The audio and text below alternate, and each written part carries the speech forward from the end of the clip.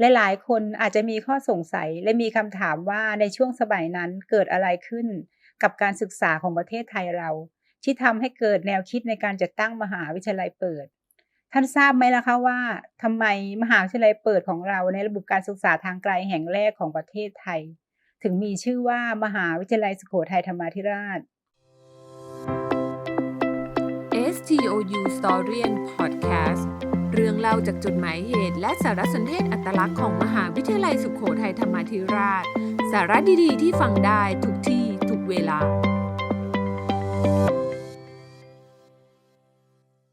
สวัสดีค่ะ พบกับรายการ STOU Storien Podcast EP 7 กับดิฉันวราพรยงบรรทมบรรณารักษ์จากสำนักบรรณสารสนเทศมหาวิทยาลัยสุโขทัยธรรมาธิราช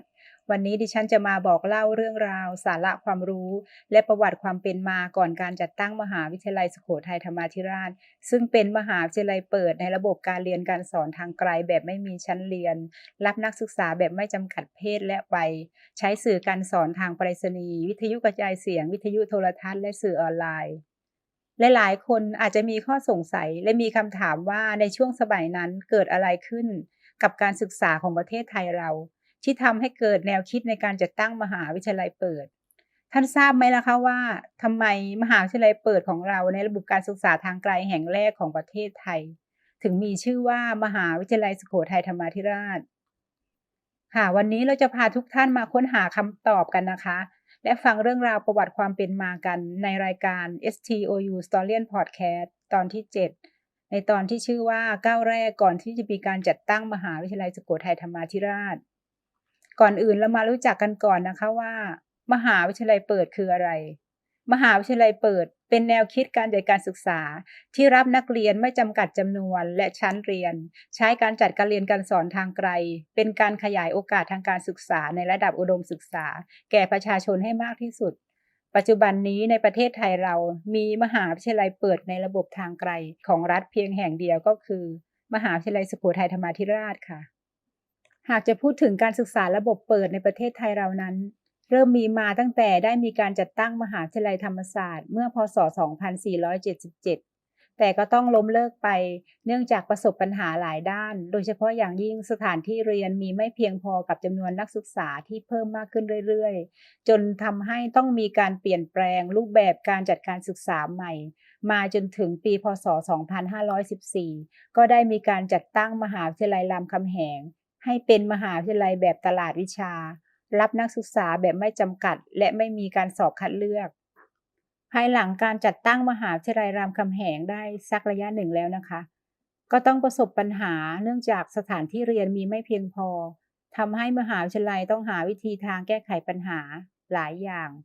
เช่นมีการกำหนดคุณสมบัติของนักเรียนที่เข้าเรียนในชั้นปีที่1จะต้องได้เกรดเฉลี่ยตั้งแต่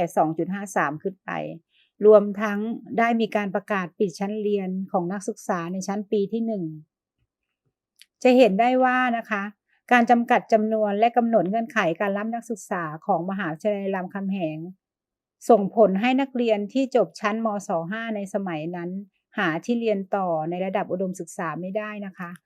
จึงทำให้เกิดการขาดโอกาสและเกิดความไม่เสมอภาคทางการศึกษา ต่อมาในปีพศ 2515 ศาสตราจารย์ดรวิจิตรศรีสะอ้านท่านได้ไปศึกษาดูงานมหาวิทยาลัยเปิดที่ประเทศอังกฤษซึ่งเป็นต้นแบบของมหาวิทยาลัยเปิดในระบบทางไกล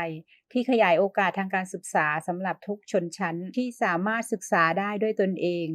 เพื่อเพิ่มพูนความรู้และควบคู่ไปกับการทำงาน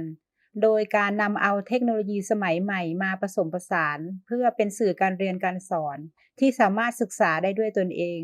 เช่นสื่อทางไปรษณีย์สื่อรายการวิทยุและสื่อโทรทัศน์โดยไม่ต้องเข้าชั้นเรียนตามปกติและเปิดรับนักศึกษาแบบไม่จำกัดจำนวนเพศและวัยโดยมีการกระจายศูนย์การศึกษาไปยังท้องถิ่นทั่วประเทศต่อมาในปีพศ 2517 กระทรวงศึกษาธิการได้มีการแต่งตั้งคณะกรรมการวางพื้นฐานเพื่อการปฏิรูปการศึกษาซึ่งมีศาสตราจารย์ดรวิจิตรศรีสะอ้านเป็นหนึ่งในคณะกรรมการชุดนี้ศาสตราจารย์ดรวิจิตรศรีสะอ้านได้เสนอแนวคิดเกี่ยวกับการจัดตั้งมหาวิทยาลัยระบบเปิดตามที่ท่านเคยได้ไปศึกษาดูงานมหาวิทยาลัยเปิดที่ประเทศอังกฤษเมื่อปีพศ 2515 ซึ่งรัฐบาลในสมัยนั้นก็เห็นชอบที่จะทำให้มหาวิทยาลัยรามคำแหงเป็นมหาวิทยาลัยเปิดแต่ยังไม่มีแนวคิดที่จะจัดตั้งมหาวิทยาลัยเปิดแห่งใหม่นะคะในปีพ.ศ. 2518 ศาสตราจารย์ดร.วิจิตรศรีสะอ้านได้ดำรงตำแหน่งรองปลัดทบวงมหาวิทยาลัยท่านได้เสนอแนวทางพัฒนามหาวิทยาลัยเปิดในรูปแบบจัดการเรียนการสอนทางไกลคล้ายกันกับมหาวิทยาลัยเปิดในประเทศอังกฤษเมื่อท่านไปศึกษาดูงานเมื่อพ.ศ. 2515 ในขณะที่มหาวิทยาลัยรามคำแหงตอนนั้นนะคะยังไม่มีความพร้อมในหลายๆด้านที่จะเปิดเป็นมหาวิทยาลัยเปิดและมหาวิทยาลัยอื่นๆก็จำกัดการรับนักศึกษาฉะนั้นบทสรุปก็คือรัฐบาลในขณะนั้นตัดสินใจที่จะจัดตั้งมหาวิทยาลัยเปิดแห่งใหม่ให้เป็นเอกเทศตามที่ศาสตราจารย์ดร.วิจิตรศรีสะอ้านเคยนำเสนอไปแล้วนะคะซึ่งจุดนี้เองนะคะถือว่าเป็นจุดเริ่มต้นของมหาวิทยาลัยในความคิดและเมื่อเดือนสิงหาคมพ.ศ. 2519 จากมหาวิทยาลัยในความคิดก็ได้เข้าสู่การเป็นมหาวิทยาลัยในกระดาษนะคะโดยท่านอาจารย์วิจิตรศรีสะอ้านได้มีการยกร่างโครงการจัดตั้งมหาวิทยาลัยเปิดโดยได้เชิญผู้ทรงคุณวุฒิที่มากด้วยประสบการณ์จำนวน 20 ท่านมาประชุมร่วมกันเพื่อหาแนวทางพิจารณาความเหมาะสมของโครงการนะคะนอกจากนั้นก็ได้มีการแต่งตั้งคณะอนุกรรมการพิจารณาศึกษาและจัดทำโครงการมหาวิทยาลัยเปิดโดยมีท่านอาจารย์วิจิตรศรีสะอ้านเป็นประธานคณะอนุกรรมการชุดนี้นะคะต่อมาในปีพ.ศ.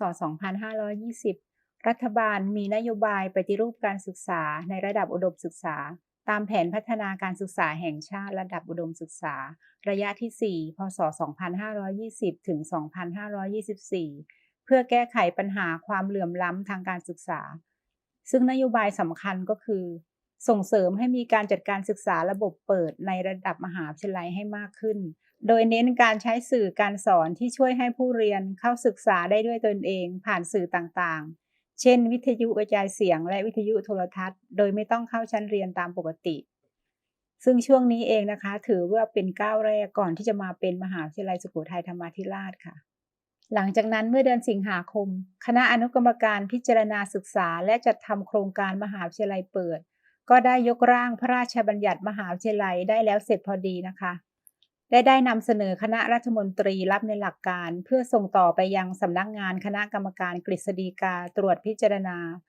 และการดำเนินงานของคณะอนุกรรมการชุดนี้ก็ถือว่าเป็นไปอย่างราบรื่นแทบจะไม่มีปัญหาอุปสรรคใดๆเลยนะคะแต่มีอยู่ปัญหาเดียวก็คือการตั้งชื่อมหาวิทยาลัยที่จะเปิดใหม่เนื่องจากว่าจำเป็นที่จะต้องนำเสนอคณะรัฐมนตรีให้ความเห็นชอบก่อนนะคะซึ่งแนวคิดในการตั้งชื่อใช้หลักการเดียวกันกับการตั้งชื่อมหาวิทยาลัยของรัฐซึ่งมีอยู่ด้วยกัน3แบบได้แก่ตั้งชื่อตามบุคคลสำคัญตั้งชื่อตามศาสตร์หรือกลุ่มวิชาที่เปิดสอนและตั้งชื่อตามจังหวัดหรือเมืองซึ่งเป็นที่ตั้งของมหาวิทยาลัยแต่ในเบื้องต้นได้ตั้งชื่อมหาวิทยาลัยให้คณะรัฐมนตรีพิจารณาซึ่งมีอยู่2ชื่อนะคะชื่อแรกคือมหาวิทยาลัยปวงชนและชื่อที่2คือมหาวิทยาลัยปวงประชาและได้ส่งร่างพระราชบัญญัติมหาวิทยาลัยที่ยังไม่มีชื่อให้กับสำนักงานคณะกรรมการกฤษฎีกาตรวจพิจารณาไปก่อนในช่วงปลายปีพ.ศ. 2520 ร่างพระราชบัญญัติมหาวิทยาลัยก็ได้ผ่านการตรวจรับรองจากสำนักงานคณะกรรมการกฤษฎีกาต่อมาเมื่อต้นปีพ.ศ. 2521 คณะอนุกรรมการพิจารณาศึกษาและจัดทำโครงการมหาวิทยาลัยเปิดก็ได้จัดทำรายงานสรุปเรื่องมหาวิทยาลัยเปิดแล้วเสร็จพอดีค่ะและทบวงมหาวิทยาลัยก็ได้ตั้งชื่อมหาวิทยาลัยเสนอต่อคณะรัฐมนตรีให้ความเห็นชอบอีกครั้งหนึ่งนะคะซึ่งมีอยู่3ชื่อแรกคือมหาวิทยาลัยประชาธิปก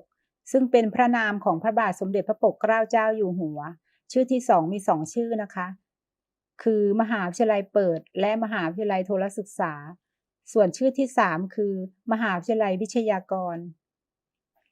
ซึ่งคณะรัฐมนตรีก็ได้มีมติเลือกชื่อแรกคือมหาวิทยาลัยประชาธิปกและได้นำความกราบบังคมทูลขอพระราชทานพระบรมราชานุญาตใช้พระนามของพระบาทสมเด็จพระปกเกล้าเจ้าอยู่หัวมาเป็นชื่อของมหาวิทยาลัยและในที่สุดก็ได้รับพระมหากรุณาธิคุณโปรดเกล้าพระราชทานชื่อมหาวิทยาลัยว่าสุโขทัยธรรมาธิราชเมื่อวันที่10 กรกฎาคม พ.ศ. 2521 ซึ่งเป็นชื่อที่เกี่ยวเนื่องกับพระนามของพระบาทสมเด็จพระปกเกล้าเจ้าอยู่หัวเมื่อครั้งทรงดำรงพระอิสริยยศเป็นสมเด็จเจ้าฟ้ากรมหลวงสุโขทัยธรรมราชาโดยพระบาทสมเด็จพระบรมชนกาธิเบศรมหาภูมิพลอดุลยเดชมหาราชบรมนาถบพิตรทรงลงพระปรมาภิไธยเมื่อวันที่ 5 กันยายน พ.ศ. 2521 ถือเป็นวันมิ่งมงคลยิ่งและกำหนดในวันที่ 5 กันยายนเป็นวันสถาปนามหาวิทยาลัยสุโขทัยธรรมาธิราชตั้งแต่นั้นมาค่ะจากที่ดิฉันได้เล่ามาทั้งหมดนี้นะคะจะเห็นได้ว่าก้าวแรกก่อนที่จะมาเป็นมหาวิทยาลัยสุโขทัยธรรมาธิราชนั้นเริ่มนับตั้งแต่วันที่รัฐบาลตัดสินใจที่จะจัดตั้งมหาวิทยาลัยเปิดแห่งใหม่ตามแนวคิดของท่านศาสตราจารย์ดร.วิจิตรศรีสะอ้านที่ได้เสนอแนวทางไว้ในขณะที่ท่านดำรงตำแหน่งรองปลัดทบวงมหาวิทยาลัยและจากมหาวิทยาลัยในความคิดก็เข้าสู่การเป็นมหาวิทยาลัยในกระดาษใช้ระยะเวลาดำเนินการเพียง1 ปีเริ่มตั้งแต่เดือนสิงหาคม พ.ศ. 2519 ถึงเดือนสิงหาคม พ.ศ. 2520 ซึ่งถือว่ามีระยะเวลาค่อนข้างจำกัดนะคะในจุดนี้เองจะสะท้อนให้เห็นศักยภาพของคณะอนุกรรมการชุดนี้ซึ่งเป็นทีมผู้ทรงคุณวุฒิมากด้วยความรู้ประสบการณ์และความสามารถที่หลากหลายทำให้ร่างพระราชบัญญัติมหาวิทยาลัยได้ผ่านการรับรองจากสภานิติบัญญัติแห่งชาติในที่สุดนะคะและในปีพ.ศ. 2521 ถือเป็นปีมหามงคลยิ่งในการจัดตั้งมหาวิทยาลัยแห่งนี้ก็คือการได้รับพระมหากรุณาธิคุณจากพระบาทสมเด็จพระบรมชนกาธิเบศรมหาภูมิพลอดุลยเดชมหาราชบรมนาถบพิตรสุดท้ายนี้หวังเป็นอย่างยิ่งว่าท่านคงจะได้รับความรู้ที่นำเสนอในวันนี้นะคะและขอฝากทุกท่านติดตามรายการ STOU Historian Podcast ผ่านทางช่องทางเว็บไซต์ Facebook YouTube ของห้องสมุดมสท.และ SoundCloud ของมหาวิทยาลัยสุโขทัยธรรมาธิราชรวมทั้งฝากกดไลค์กดแชร์ด้วยนะคะซึ่งในตอนหน้าบรรณารักษ์จะมีเรื่องราวสาระดีๆอะไรมาเล่าสู่กันฟังสามารถติดตามรับฟังได้ในวันที่ 16 ของทุกเดือนสำหรับวันนี้ต้องขอลาไปก่อนนะคะสวัสดีค่ะ